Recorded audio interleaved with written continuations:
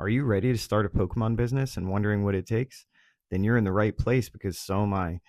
My name is Mickey, and I recently founded the Pika Post and took the plunge into starting my own Pokemon TCG business. We're going to share a strategy and everything we've learned so far in case it can help some of you. This is the first of a series of videos I'll be making documenting everything along the way, what's working, what isn't, and any dumb mistakes that cost me money so it doesn't happen to you. To give you a little idea of how and why I decided to do this, I have three kids and they all love Pokemon. I used to be a huge fan and collector myself, and they really reignited the joy for me. Pokemon turned into a family hobby to bond over in a really wholesome way, and it seemed like the primary thing we could all agree on and enjoy together. If you have kids, you understand what magic it is to get three kids to agree on something, so this was great. Stepping back into the hobby, I was absolutely appalled at the state of the market. I mean, I knew it had gotten crazy, but this was something else entirely. It was just a special kind of gross to me that scalpers aren't letting kids have any cards and are willing to trample them in aisles in the store. Being someone that's always had a side hustle, of course my mind started turning. I also already had registered LLCs, business licenses, resale certificates, and all that good stuff from other ventures. So I did what any determined father would do and looked into ordering business to business straight from a distributor. Looking back now, this is obviously hilarious, thinking I would just go and secure a Pokemon distributor relationship on a whim. Clearly, I still did not understand the landscape. So here's where I really dove into market analysis.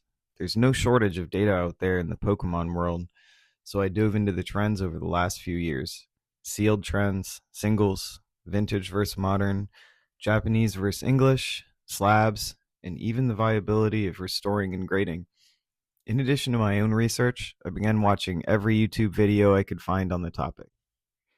There are some YouTube channels that'll outline their entire process for you, from how they started up to millions of dollars in sales a year, and I feel like it would be foolish not to pay attention.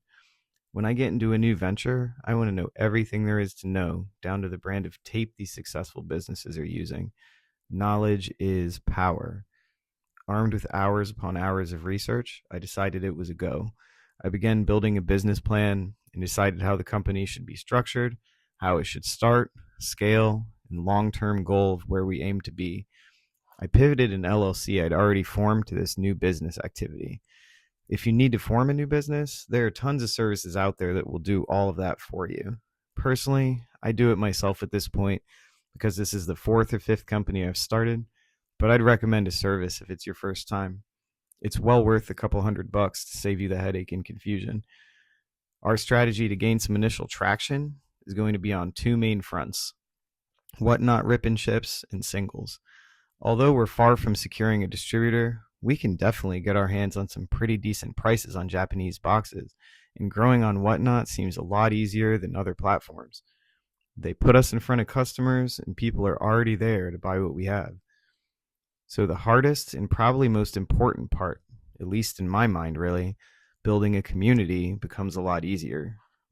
Let me know what you all think about this too. I'm by no means an expert, and just sharing my thoughts and findings in case it's helpful to someone, and would love to hear how this has gone for you all. As for singles, I already have a pretty big personal collection laying around and can easily pick up more to flip. Now more than ever, I'm tortured by the knowledge that my mother tossed out my Pokemon and MTG collections back when I was 15 or so in the early 2000s. Maybe I could just be retiring rather than starting a new business, but I digress. Our strategy is to buy, list, and sell singles while doing our rip and ship to help support buying the boxes and scaling. This is a relatively low effort in comparison to our auctions, supplemental cash flow to scale our boxes to better wholesale prices, and a nice way to get some more sales in the books as an official company, with the end goal of showing we're distributor worthy. By no means do we want to rely on a distributor account, but of course it's a great thing to have.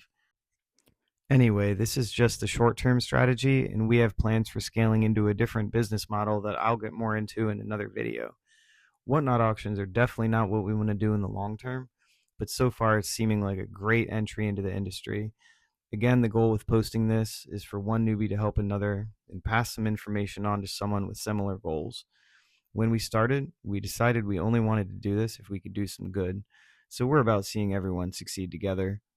In all honesty, it would be easier not to do this. We don't necessarily need the business, so it's entirely for the love of the hobby. With us, you're always going to get full transparency, honesty, and the best price we can give while still being profitable. Let us know if you're thinking about starting a Pokemon business, where you are in the journey, and what you think about our strategy so far. Make sure to like and subscribe because we'll be sharing a lot more content on how to get started with your Pokemon business.